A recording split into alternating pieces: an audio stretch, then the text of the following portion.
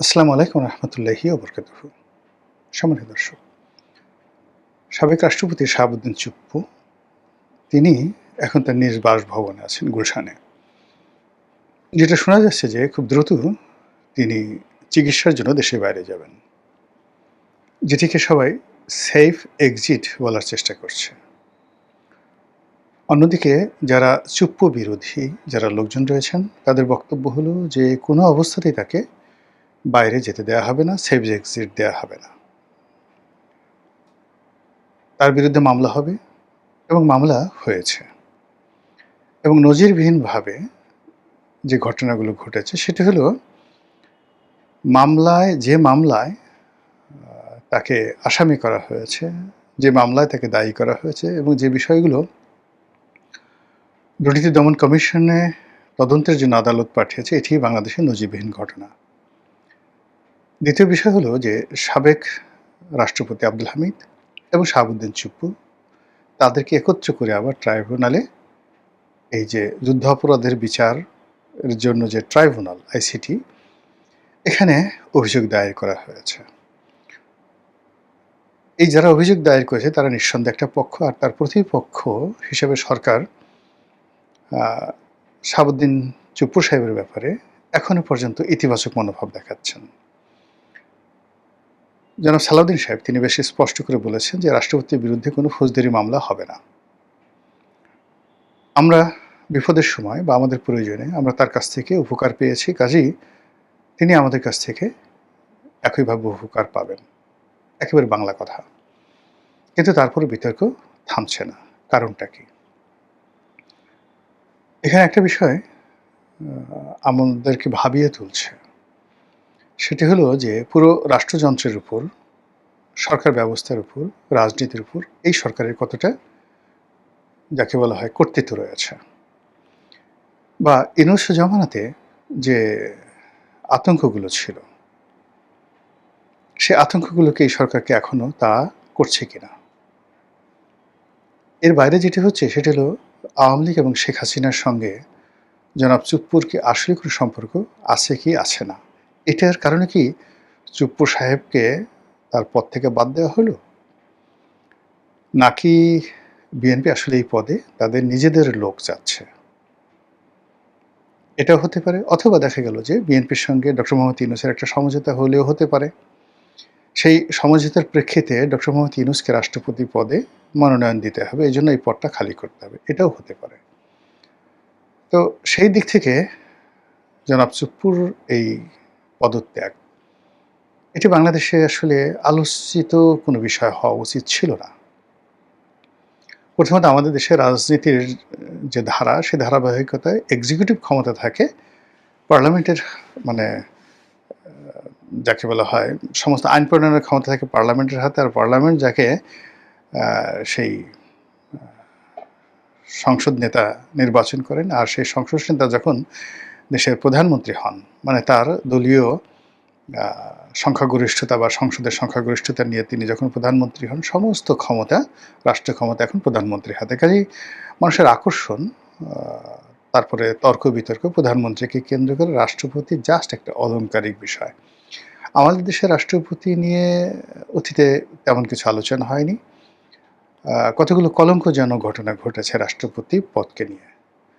প্রথম ঘটনা হলো যে বিচারপতি সায়েম যখন রাষ্ট্রপতি ছিলেন, ঠিক সেই সময়টিতে জিয়াউর রহমানের জামানাতে তাকে পদত্যাগে বাধ্য করা হয়েছিল।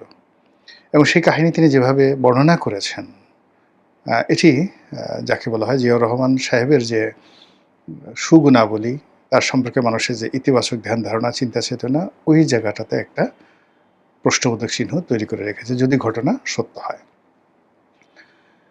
বিএনপির জামানাতে রাষ্ট্রপতি হিসাবে যখন বি চৌধুরী সাহেব দৌড়ানি খেলেন, তারপরে ক্ষমতা হারালেন, এরপর তার বাসায় আগুন ধরিয়ে দেওয়া হলো, তারপরে তাকে মহাখালী রেল যে ক্রসিং, সেখানে তার উপর আক্রমণ চালানো হলো। এই জিনিসগুলো বিএনপির জামানাকে রীতিমতো কলঙ্কিত করে রেখেছে। আবার নিজের দলীয় ব্যক্তিত্বহীন লোক যদি রাষ্ট্রপতি পদে বসানো হয়, তাহলে সেক্ষেত্রে কতটা বিপর্যয় হতে পারে সেটা ইয়াজউদ্দিন আহমেদ প্রমাণ করে গেছেন। ওই সময়টাতে তিনি যদি স্বতন্ত্রভাবে সিদ্ধান্ত নিতে পারতেন এবং তার উপর তার প্রেস সেক্রেটারি ইউনূসের উপর যেমন তার একজন প্রেস সেক্রেটারি খুবই ক্ষমতাধর ছিলেন, তেমনি ইয়াজউদ্দিনের উপরও একজন প্রেস সেক্রেটারি ছিলেন মোখলেছুর রহমান। জনাব মোখলেস তার সঙ্গে আমার কিছুদিন কাজ করার সুযোগ হয়েছিল। খুব ভালো মানুষ, খুবই ভালো মানুষ, বিএনপিপন্থী, এতে কোনো সন্দেহ নেই। কিন্তু একজন রাষ্ট্রপতিকে চালানোর মতো মানে দক্ষতা, অভিজ্ঞতা, আপনি যদি নাঈমুল ইসলাম খানের কথা চিন্তা করেন, ইকবাল সুবহান চৌধুরীর কথা চিন্তা করেন, জাওয়াদুর রহমানের কথা চিন্তা করেন, বা বঙ্গবন্ধুর ছিলেন বাহাউদ্দিন সাহেব ছিলেন বঙ্গবন্ধুর প্রেস সেক্রেটারি। উনাদের যে পর্যায়, সেই পর্যায়ে উনাদের একটা কেনি আঙ্গুল হওয়ার মতো যোগ্যতাও এই ডক্টর মোহাম্মদ ইউনূসের, মিস্টার শফিক আর মোখলেছুর রহমান, ইয়াজউদ্দিন সাহেবের, এদের ছিল না। কিন্তু অবাক করার ব্যাপার হলো যে পুরো জমানাটা, অর্থাৎ ইয়াজউদ্দিনের পুরো জমাটা বেসিক্যালি মোখলেছুর রহমান চালিয়েছেন, আর শফিক সাহেব চালিয়েছেন ইউনূসের জমানাতে। Nothing, there was no third man. Yunus এবং মাঝামাঝিতে মানে সেই সব কিছু চালিয়েছেন। তো সেই দিক থেকে বলা হয়ে থাকে যে ওই যে মোখলেছুর রহমান বঙ্গভবনে, তিনি চলেছেন মূলত হাওয়া ভবনের কথায়, তারেক জিয়ার কথায়। এটা হলো বাস্তবতা। তো ওই মুহূর্তে কমান্ড যা কিছুই হয়েছে তখনও পর্যন্ত কিন্তু যদি ওখানে একজন ব্যক্তিত্ববান দলের ঠিক ওরকম পরীক্ষিত লোকজন থাকতেন, তাহলে এই ঘটনা কিন্তু ঘটতো না, 1/11-এর মতো ঘটনা ঘটতো না। ইয়াজউদ্দিন সাহেব প্রয়াত, বিশ্ববিদ্যালয়ের শিক্ষক ছিলেন। আমি একটা ঘটনা শুনেছি তার সম্পর্কে, ব্যাংকের একজন বড় কর্মকর্তা বলেছেন। ঘটনার সত্য মিথ্যা জানি না, কিন্তু ঘটনা যাকে নিয়ে উপলক্ষে আমি তাকে জিজ্ঞাসাই করে নিই, তিনি মোসাদ্দেক আলী ফালু। তো মোসাদ্দেক আলী ফালু এখনো জীবিত আছেন, যদি ঘটনার সত্য না হয় আই এম সরি, কিন্তু গল্পটা বলার আমি লোভ সংবরণ করতে পারছি না, বিকজ গল্পটার চাইতেও গল্পর যে অন্তর্নিহিত তাৎপর্য, সেই তাৎপর্যটা বেশি গুরুত্বপূর্ণ। তো সেই গল্পটা হলো এরকম যে তাকে একটা সারপ্রাইজ দেওয়ার জন্য মোসাদ্দেক আলী ফালু সাহেবকে বেগম জিয়া পাঠালেন যে যান, ইয়াজউদ্দিন সাহেবকে গাড়িতে করে নিয়ে আসেন, আজকেই আমি তাকে রাষ্ট্রপতি বানাবো। কেউ জানে না, এটা বেগম জিয়া আর ফালু সাহেব ছাড়া কেউ জানে না। তো তাকে সেখান থেকে নিয়ে আসা হলো, গাড়িতে করে আসছে, ফালু সাহেব তার পাশে বসা, রাষ্ট্রপতি হবেন একটু পরেই। তো সেই সময়টাতে তখন ওই বাংলা লিংকের সিম আসে ভাব। তখন সবার মধ্যে একটা ক্রেজ যে বাংলা লিংকের সিম খুব কম দাম হবে, মানে ওটা একটা স্বপ্নের ব্যাপার, লটারিতে বড় কিছু জয়ের মতো একটা ব্যাপার ছিল। তখন আসেনি, কিন্তু সবার একটা কামনা, একটা বাংলা লিংকের সিম যদি পাই, বিরাট একটা ব্যাপার। তো যাই হোক, গাড়ির মধ্যে বসে তিনি ফালু সাহেবকে নাকি বলেছিলেন, আমি আবার বলছি নাকি, যে ফালু ভাই আপনার কাছে একটা অনুরোধ। তো ফালু সাহেব জিজ্ঞেস করলেন কী অনুরোধ? বলে অনুরোধ হলো যে আপনি কিন্তু আমাকে 2টো বাংলা লিংকের সিম দিবেন, বাংলা লিংক যখন বের হবে 2টো বাংলা লিংকের সিম দিবেন।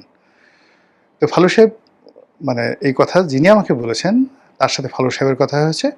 তো ফালু সাহেব বললেন যে অবাক করা ঘটনা, যে লোক একটু পরে রাষ্ট্রপতি হবে সে আমার কাছে 2টো বাংলা লিংকের সিম চাচ্ছেন। তো এই ছিল তার পার্সোনালিটি।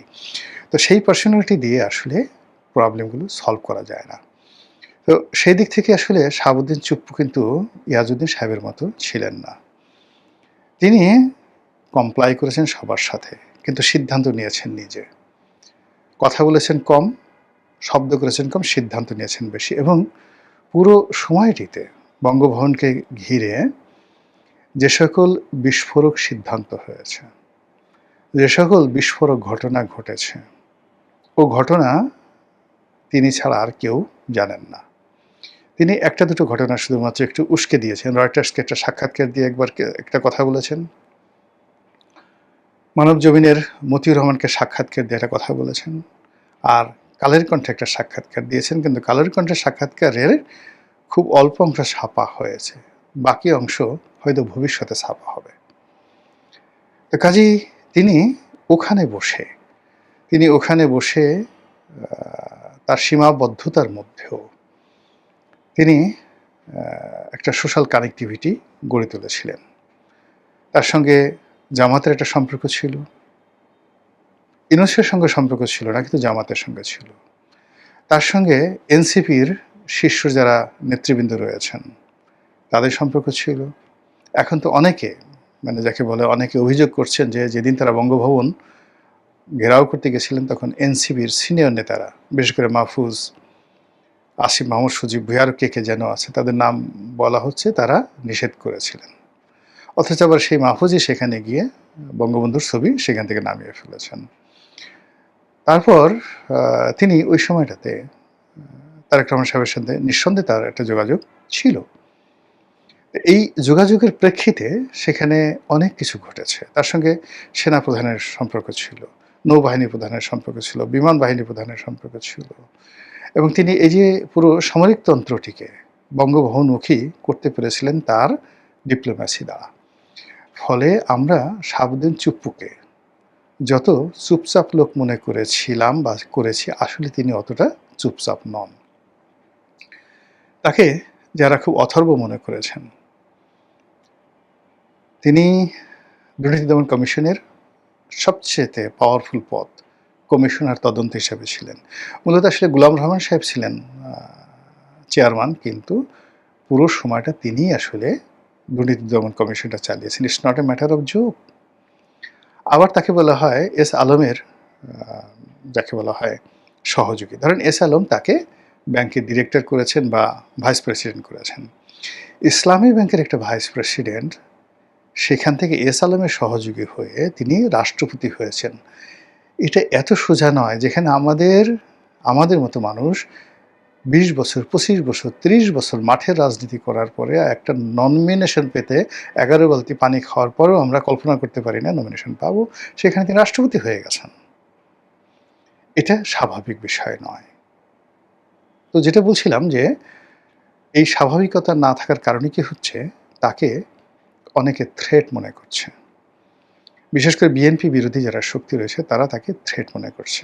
এই থ্রেটের একটা রাজনৈতিক কারণ আছে আর একটি অর্থনৈতিক কারণ আছে। প্রথমত এস আলমের সঙ্গে তার সম্পর্কের কারণে ইসলামী ব্যাংকের তার যে পদপদবি ছিল এই কারণে তার প্রতি একটা ম্যান সিরিয়াস রয়েছে জামাতপন্থী যারা লোকজন রয়েছে তাদের। এবং তারা চাচ্ছে যে তাকে যদি আইনের আওতায় আনা যায় তাহলে এস আলমকে কিছুটা হলেও দমন করা যায়। কিন্তু এস আলম তো খালি চুপ্পুর মধ্যে সীমাবদ্ধ নয়। এস আলম এখন কোথায় নাই? এস আলম নিউ ইয়র্কে আছে, এস আলম দিল্লিতে আছে, সিঙ্গাপুরে আছে, এস আলম লন্ডনে আছে, এস আলম বঙ্গভবনে ছিল।